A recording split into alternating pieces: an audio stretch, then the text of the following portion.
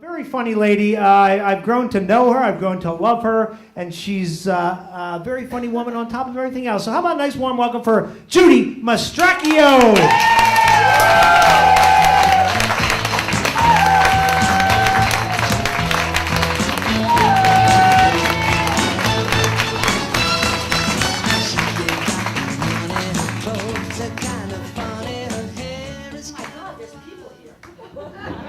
I thought it was just the class again. Everybody having a good time tonight? Any single people in the audience? Wait. Let me rephrase that. Any single men in the audience? Would you like to be my groupie? Are you at all interested in a chunky little Italian woman? Meet me outside in the parking lot. But don't wear your glasses, because I look better if you don't wear your glasses. Yeah, I'm back on the dating scene again, and it's really tough being in your 60s and trying to get a date. You know, the weight thing doesn't help. You know, when I went through the divorce, I was married 38 years. When I went through the divorce, I lost a lot of weight. I lost like 35 or 40 pounds. This was great. I called it the divorce diet. So I'm trying to get married again so I can get divorced again so I can lose the weight again. So I figure if I get married and divorced 7 times, I'll be at my ideal weight. So I'm back on all the websites again. I refer to myself as the internet slut. I'm on every single website. I'm on Boomers Meet Boomers, Senior People Meet Senior People, Jewish Singles, I don't discriminate, Christian Mingle, I'm on everything. But, you know, in your 60s, you forget things. So I had to get a notebook. So I got this little notebook, and I would write down who I met and the phone number and whatever. Except that being in my 60s, I keep losing the notebook. And the car keys. And the remote control. The only thing I never have trouble finding is the box cutter to open the wine every night. No problem with that at all. So when I lost the weight, I got down to, I lost about 40 pounds. I was more like the size of like a running back rather than the middle linebacker I had been. So when I got divorced, my parents, who are 93, God bless them, I'm so lucky to still have my parents. Round of applause for my parents for putting up with me.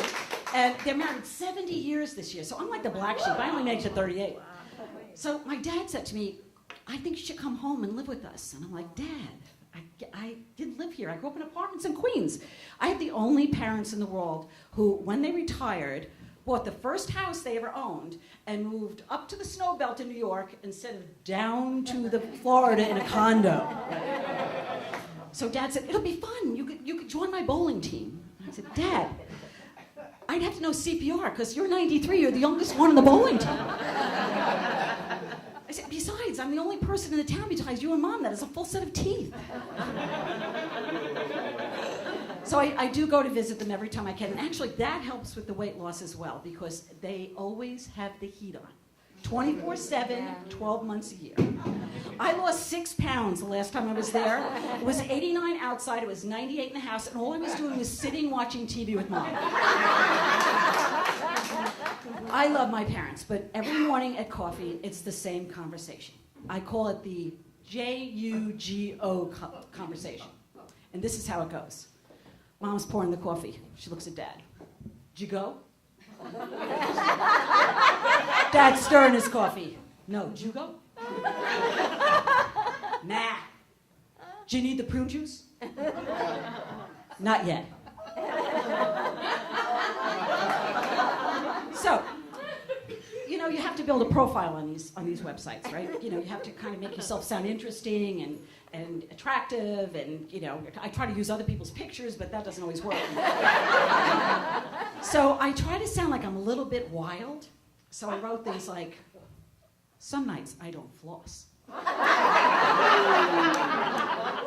I even use the popcorn button on the microwave when the package clearly states, do not use the popcorn button. And I have torn off every single mattress tag on every mattress I've ever had.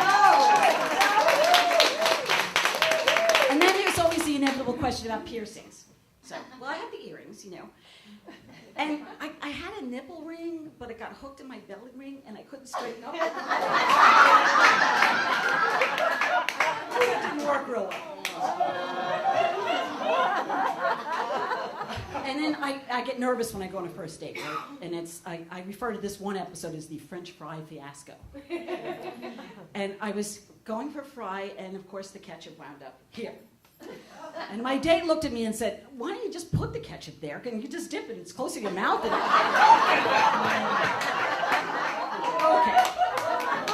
And then I have trouble being in my 60s, keeping up with everything. Things change all the time. And my parents used to take me to see my grandfather up in New Hampshire. And from Queens to New Hampshire in the 50s or early 60s, whenever we were going, it was like a 12-hour trip. So I remember thinking as a kid, like sitting in the back seat and thinking to myself, wouldn't it be great if I had a phone and I could talk to my friends on the way up and it would pass the time? So last week I got stopped for talking on my cell phone. And the cop came up to the car and I said, I'm just living a childhood fantasy. And he said, "You're talking on your cell phone. It's a law, you can't do that." So he wrote me a ticket for that. And then medicine changes all the time. So I had some trouble with my knee, right? So I went to see the orthopedic surgeon, and he gave me some shots of silicone in my knee. And it, really works. Look what I can do now, right? I can't do it with this one, but I can do it with this one. So I'm telling one of my friends about this, and she says to me, "Wait, you paid for a boob job on your knee?" And I said, "Yeah, but you know what? I don't have to go to Victoria's Secret and buy it anything."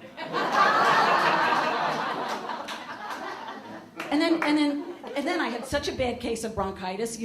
Anybody who's in their 50s, 60s, you know what happens when you cough? Every time I coughed, I had to go sit on the toilet. It was just, it was the worst. It was the worst. And then science changes all the time. We had 9 planets, and then poof, Pluto was gone. What's next, Goofy? And why couldn't it be Uranus? I have to tell you, there are some days that I wish my anus was gone. And it's usually after I've been taking habaneros and covering them up washing them down with tequila shots. In fact, after one of those episodes, I woke up, my liver was on the pillow next to me. So I thought tonight I would show you some of the people that I've been matched with. Okay.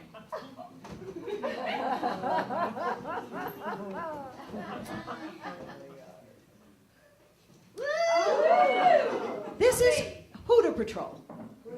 That's his screen name, is Hooter Patrol. Okay? And Hooter Patrol is very into photography, and he especially likes to photograph nature and zombies. He looked a little young for me anyway, and I'm really not into the cougar thing. I'm more like Garfield the cat, with the 4 suction cups on the back of the red rearview mirror, hanging on for dear life, looking for lasagna,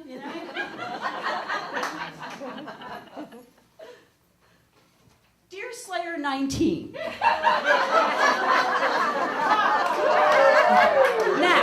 I ask you, what would ever possess someone to put a picture of themselves half-dressed, holding on to a bleeding deer in the back of his pickup truck, right?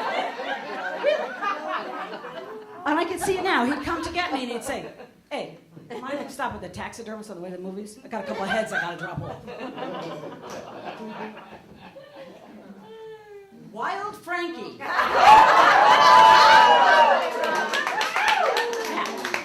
Frankie apparently is so wild that he had his teeth knocked out somewhere. And the mullet just doesn't do it for me. It's not even party in the back and business in the front. It's more like bear fat in the front and grease in the back.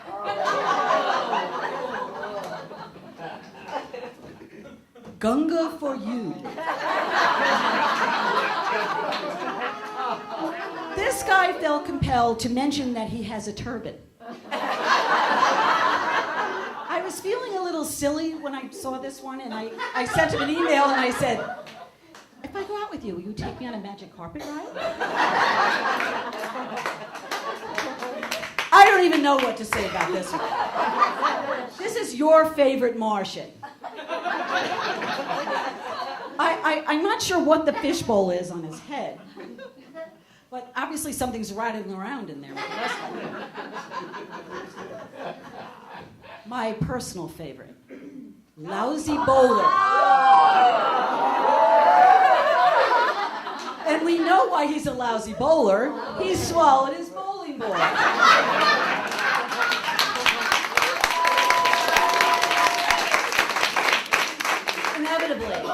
Inevitably, when I do get a date, my friends call up the next day and they say, "Did you get lucky?" And I always say, if he's up past 10:30, that's lucky. Thank you very much.